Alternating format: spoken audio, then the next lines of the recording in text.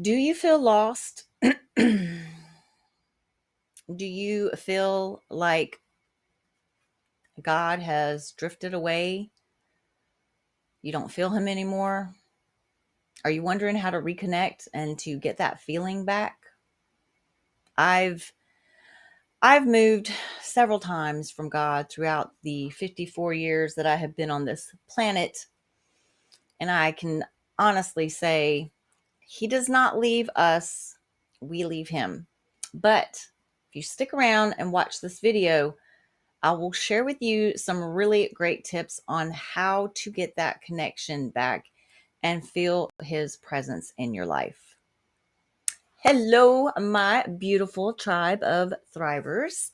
Thank you so much for tuning in. Today is day 20 out of 30 in my Jump for Jesus series. Thank you so much for watching.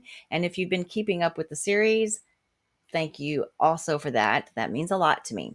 So let's get started. So in this video, I'm going to give you 3 powerful, life-changing ways to get back in step with God. Number 1, the reality of feeling spiritually lost. We've all been there, all of us. And if anyone tells you that they've never felt spiritually dry, they are lying to you, because losing your way can happen, especially in this day and age with all the distractions that we have.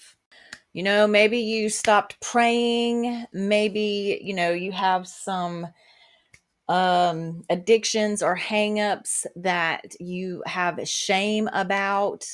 Maybe someone hurt you in church and you've stopped going. Um, Maybe someone who claimed to be a Christian hurt your feelings. Whatever the reason is, you have stopped feeling that connection with God, and I want to help you find that. As a matter of fact, there's a very special story in the Bible that whenever I was younger, I really, really didn't understand it. I hated this story, actually. I thought it was so unfair. That just kind of gives you a glimpse into my lack of emotional, spiritual maturity, because it's a story of the prodigal son. And the story basically is about 2 sons.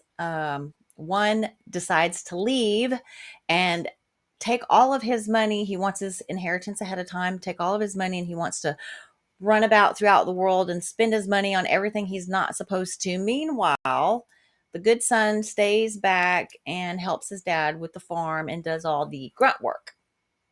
Well, one day the prodigal son returns, and the father actually was so excited that he got his other son to help him prepare a banquet for the return of his son. Now, the purpose of this story that completely went over my head when I first learned about it, because I'm sitting here thinking, well, that's not fair to the brother that stuck around and did what he was supposed to do. And why are they making this big deal about the one that, blew off all the money and went and did his thing and lived in sin, and now he can come back and everything's all good? Well, that is the story of us. Duh. Took me a while to get that. Basically, the story of the prodigal son is God's way of telling you, no matter how far you wander from him, he will always take you back with open arms. And it's not for anyone else to understand, because it's about relationship, not religion. It's about your relationship with Jesus.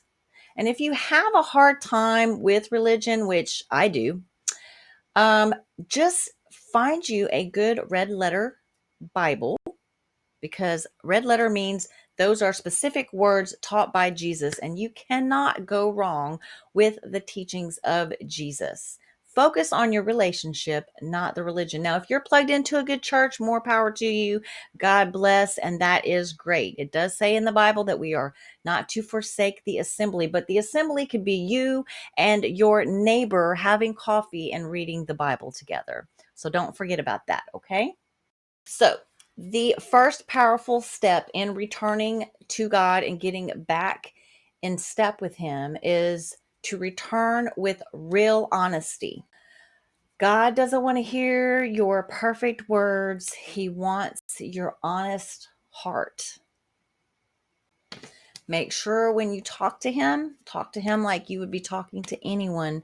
Give him your mess, give him your fears, give him your sins. Talk to him about your doubts, your fears, your worry. Just talk to him. Get it all out, get it off your chest, and just be real and raw and honest with him. He can take it, trust me.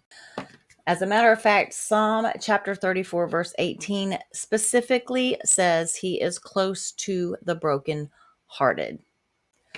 He already knows who you are and what you've been going through, so just be real.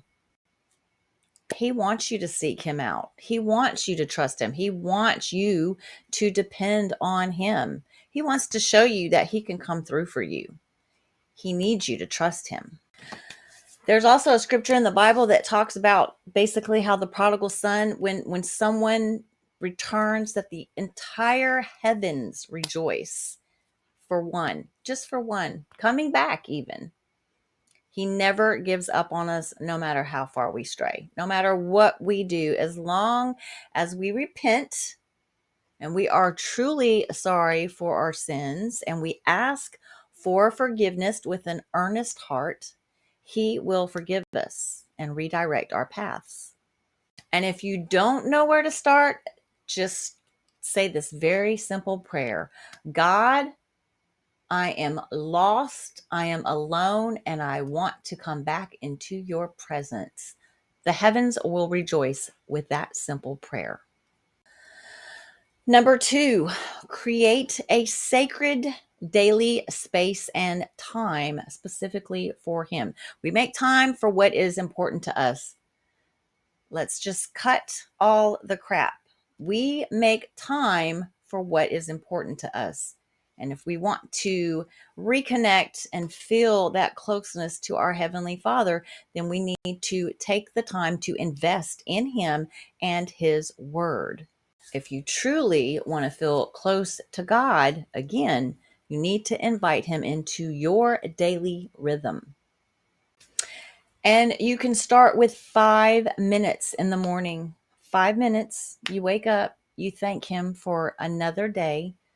You spend 5 minutes of quiet time and you just thank God. I love you. I thank you. I praise you. Listen to worship music. Listen to some of your favorite worship songs. Go outside and be in nature. Feel the grass underneath your feet. You know, what's really crazy is there's grounding. They call it grounding, where if I actually saw a video of a man that had one of those electronic testers, and there was a little girl and she would stand on the cement and he would put the tester voltage meter to her and it would zero out, and then she would step on the grass and he would touch her with the voltage meter again and it would just go off the charts. I don't know if it was, fixed or not, but I believe that there's probably something to that because grass is alive, cement is not. So get your feet in the grass, listen to the birds, let the sun fall on your face and warm you. This is all from him. These are his creations. Be one with nature. Get outside. We're all stuck indoors under false lights and scrolling on our phones. Reconnect with nature. Get outside. As a matter of fact, James chapter 4, verse 8 specifically states, draw near to God and he will draw near to you. Like I said, it's not about religion. It's about relationship. Number 3, learn to let go and let grace envelop you. That's the whole point of grace. A lot of times we stay away from God because we feel unworthy, we feel sinful, we feel shame, and we just feel like we can't go back to him. We feel so bad about ourselves and the things that we've done, but we can't earn what he has already given us. That is the true meaning of grace. My grace is sufficient, he says. So let go and let grace. Romans chapter 5, verse 8 specifically states, while we were sinners, Christ died for us. It's pretty powerful. And a lot of people think that they got to get cleaned up before they can go to church or come before Him. Listen, He doesn't want perfect. He wants you. In all your glorious mess, He wants you. In all your imperfections, He just wants you to want Him back. That's it. So listen, I have strayed from God many, many times, like I said earlier. And each time that I return to Him, I never regret it. My life is always, I can promise you this. When I spend time with Him in the morning and I read the Bible and sit in it and marinate in it and think and meditate on His word, I have way better days. I'm able to handle conflict and all kinds of stuff way better when I start my days with Him. It doesn't matter how far you've traveled, how far away you've went from Him. Take it from me. You can come back. He's waiting with open arms. Come back. All right, my tribe of thrivers, if any of you have been feeling lost lately, I hope that this message inspired you. And if it did, please like and subscribe if you haven't already, and share. The more that you share my video, YouTube will push it in the algorithm and it will help me tremendously. And I do appreciate every single subscriber and every single like and every single share. I never ever take it for granted. So thank you, and we will see you tomorrow for day 21. Bye.